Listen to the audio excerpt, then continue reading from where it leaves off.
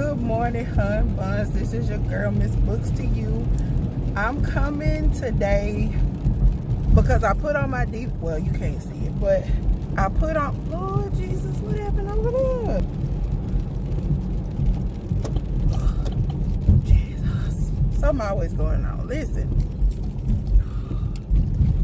Something always going on, y'all. But back to what I was saying. I put on my DV shirt today because not only am I a survivor, but I feel like I am also, I don't know, do you say crusader or do you say I'm a domestic violence advocate, right? Okay, so when I say that, I mean, when it comes to DV, I always try to, for those who don't understand DV or have never been through it, I try my best to explain it to them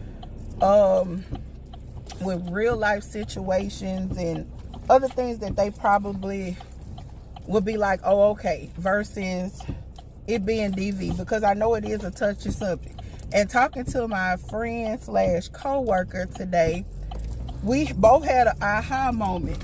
Because she would always say, you know, when I first started that she didn't have great patience for, I'm asking y'all, she didn't have great patience for DV victims. And that was not in a disrespectful way. It was just, you know, her growing up in a family where she has a father, like I had a father as well. My father also taught me, you know, you don't let no man put his hands on you. So that's where she was coming from. She was not coming from a malicious place of, you know, no, she wasn't coming from that place.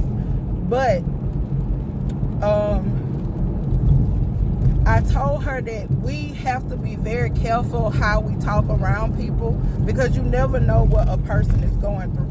When I say that, I say for someone to be so strong in a view about domestic violence, you don't know who's in your inner circle that may very well be going through that issue and is not talking to you simply because you have that viewpoint.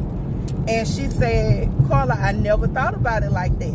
So there are people who we don't touch and are able to speak with truthfully and openly, because of the fact that they have somebody that's in their life that, you know, they feel a certain way about domestic violence. And nobody is, you know, saying that somebody should be the person or whatnot, but some people do have a strong feeling, because I do have people who have been around me who say, oh, I ain't gonna never let no man beat me, or I'm not gonna never. You never say never, because you never know.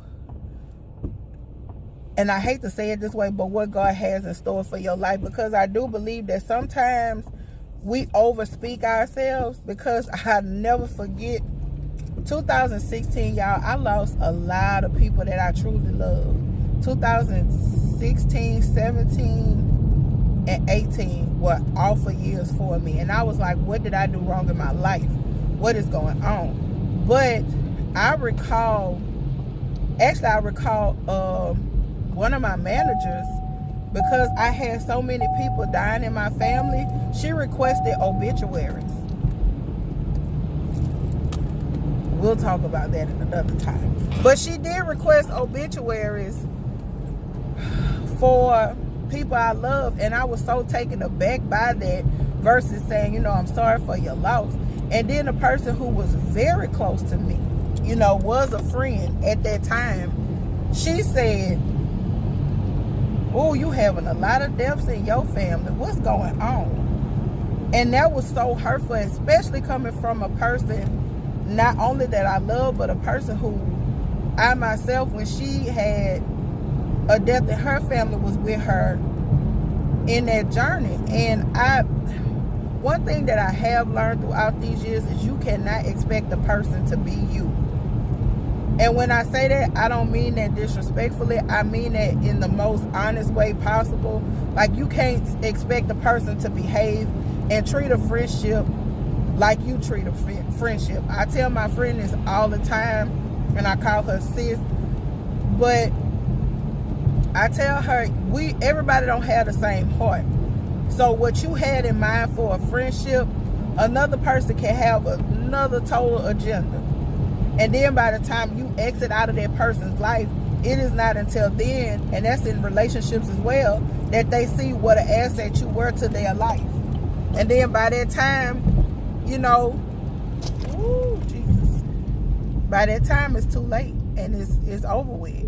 But I just want to, this is like, not really a cautionary tale, but just, you know, before you speak around people and before you say certain things, you know, I know your parents tell you, you know, think before you speak, but that's real. Like, especially when it comes to sensitive subjects such as domestic violence, people dying, just it's a multitude of things that a person goes through that you have no idea what their journey is. And then not knowing somebody's journey, is hard to be able to say what you would or what you would not do, because you don't know until you're placed into that situation. You don't know, because I was one who said I would never let a man hit me, because I myself had saw DV in and around me at some point. I did see it and I was against it, but, and I say this all the time, if a person catches you at the wrong time in your life, sweetheart, anything can happen. Now I really mean anything. But I want everybody to just take this as, like I say, a cautionary tale. Be very careful of how and what you say around certain people, because you never know what that person is going through. And you never know, you could be that person that someone says, hey, he beats me. And you could be that person who guides them through getting out, you know. And like I say all the time, I thank my friend Tasha, I thank my friend Adrian. Like, Lord, it was so many people, like my family, my sister especially. I actually stayed with her after the situation, my domestic violence situation, happened. She nursed me after I had my abortion, because I had an abortion due to the domestic violence. I did not want to have him in my life for the rest of my life, and I knew if I had a child with this young man, I would be literally stuck with him for 18 years, and that is not what I wanted. That was definitely not what I wanted. So, like I said, I just want you guys to just think about it before you say, you know, something that could possibly be hurtful, because like they say, once those words come out, there's no way to get them back. But I thank you guys for watching, and I appreciate you, and enjoy your day.